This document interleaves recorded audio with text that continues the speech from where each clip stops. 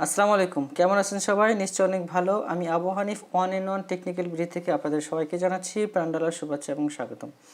আজকে যে ফ্রিজটা আপনার সামনে দেখতে পাচ্ছেন সেটা হচ্ছে এলজির ইনভার্টার রেক্টিড ফ্রিজ, একটা আপডেট টেকনোলজি, যেটা এরর অলরেডি দেখতে পাচ্ছেন, এফএফই এরর। এবং এটি একটি ইনভার্টার লিনিয়ার কম্প্রেসর ব্যবহার করা হয়েছে এই ফ্রিজেতে। এবং টোটালি একটা আপডেট টেকনোলজি, যেটাকে ওয়াইফাই টেকনোলজির রয়েছে, এবং মোবাইলের মাধ্যমে এটাকে আপনি সমস্যা বের করতে পারবেন। এবং এই ফ্রিজটা আমার কাছে খুব ভালো লেগেছে, এবং এটাতে ডোরের ভিতরে যেটা ব্যবহার করা হয়েছে সেটা হচ্ছে কুলিং সিস্টেমটা। আর যখন নর্মাল দরজাটা খুলবেন তার পাশ দিয়ে কুলিং সিস্টেম ডোর বের সিস্টেম করা হয়েছে, দেখছেন, ডোর কুলিং সিস্টেম। খুব ভালো লাগছে। মানে এটা সুবিধা কি, যেটা হচ্ছে যে পারফেক্ট কুলিংটা সারাউন্ডিং হয়।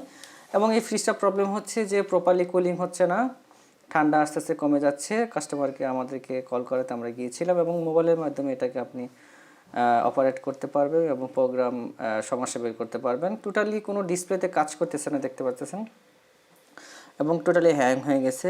তো এই সমস্যাটা কেন আসে সেটা বলতে, সেটা হচ্ছে এই সমস্যা সাধারণত হয় আপনার যদি কুলিং ফ্যান লক হয়ে যায় বা কুলিং ফ্যান প্রবলেম হলে এটা হয়, এবং পিসিবি থেকে হতে পারে। সেটা আমরা আজকে আপনাদেরকে দেখাবো। আর আরেকটা ব্যাপার হচ্ছে, এইটা যদি সমস্যাটা আসে, যদি আপনি এটাকে ফ্রিজটাকে বন্ধ করে 5 মিনিট বন্ধ রাখেন, আবার যদি স্টার্ট করেন, আর পিসি এটা কাজ করবে। কিন্তু এটা আবার কিছুক্ষণ পরে এটা আবার প্রবলেম দেখা দিবে যদি আপনি প্রপার সলিউশন না করেন। তো আমরা অলরেডি ফ্রন্ট কভারটা খুলেছি, খুলে আমরা দেখিনি, কারণ যেহেতু এরর চলে আসছে কোনো কাজ করবে না, সেহেতু কোনো আইস নেই, এবং টোটালি মেল্ট, কোনো আইস পাইনি যেহেতু ঠান্ডা হচ্ছে না।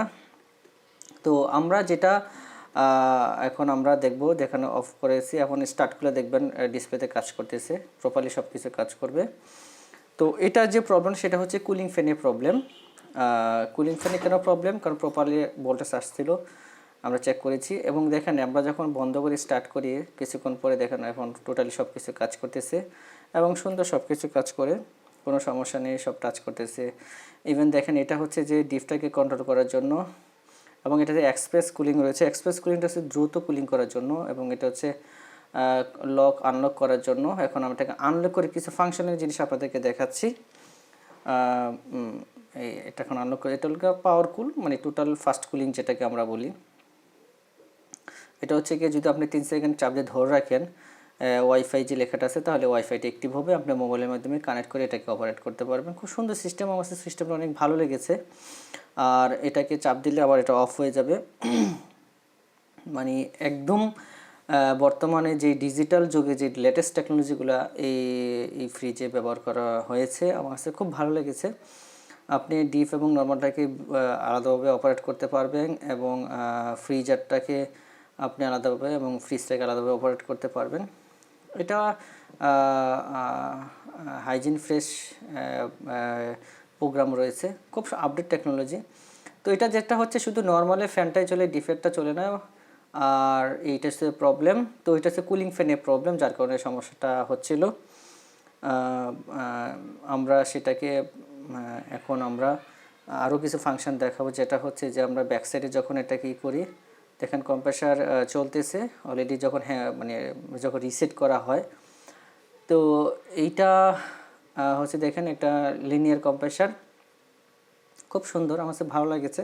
তো লিনিয়ার কম্প্রেসার সম্পর্কে আপনারা যদি কোনো ভিডিও চান আমাকে কমেন্টস করে জানাবেন, আমি এটা নিয়ে একটা আলাদা ভিডিও করব কীভাবে কাজ করে। আর এটা হচ্ছে ফ্যান কন্ডেন্সার, যেটা কম্প্রেসার এবং কন্ডেন্সারকে ঠান্ডা রাখার জন্য ব্যবহার করা হয়েছে, মানে হিটটাকে ট্রান্সফার করার জন্য সাব কন্ডেন্সারের। এবং খুব সুন্দর সিস্টেম, এবং এটাকে পানিটাকে শুকানোর জন্য একটা হিটিং ব্যবহার করা হয়েছে। খুব ভালো লেগেছে আমার কাছে যে টেকনোলজিটা ব্যবহার করা হয়েছে, যদিও সচরাচর এই কাজগুলো আমাদের কাছে আসে না। এখন আমরা চলে আসছি, সেটা হচ্ছে যে পিসিবিতে। তো দেখেন আমরা আগে স্যামসাংয়ে ভিডিও করেছিলাম, যেটা কম্বাইন পিসিবি ছিল, আবার কম্বাইন ছাড়াও ইনভার্টার মেন পিসিবি আলাদা আলাদা ছিল। বাট এটাতে দেখেন একটা কম্বাইন একদম একসাথে।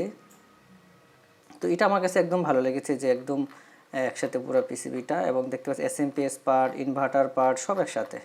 তো এটা একটা সুবিধা হচ্ছে যে আপনি, অসুবিধা আছে সুবিধা আছে, সেটা হচ্ছে যে পিসিবিটা একসাথে, আর অসুবিধা হচ্ছে যদি আপনার কোনো পার্ট প্রবলেম হয় আপনাকে পুরো পিসিবিটা চেঞ্জ করতে হবে, আদারওয়াইজ আপনাকে রিপেয়ার করতে হবে। তো এটাতে ডিফরস্ট ফোর্স মোডও চেক করা যায়, সিস্টেম রয়েছে। এবং এই যে সুইচটা দেখতে পাচ্ছেন, এটা দিয়ে আপনি প্রেস করে করে ফোর্স মোড অন করতে পারবেন ইনস্টেড, এবং ডিফরস্ট হিটার চেক করতে পারবেন। এটা নিয়ে আমরা আলাদা একটা ভিডিও করব, অনেক লম্বা হয়ে যাবে, তাই এখন আর করতেছি না। জাস্ট আপনাদেরকে দেখানোর সুবিধা কমেন্টস করে জানাবেন এটা নিয়ে ভিডিও চাচ্ছেন কিনা। যদি জানেন তাহলে অবশ্যই ফাইন, না জানলে যারা জানেন না আমাকে অবশ্যই কমেন্টস করে জানাবেন।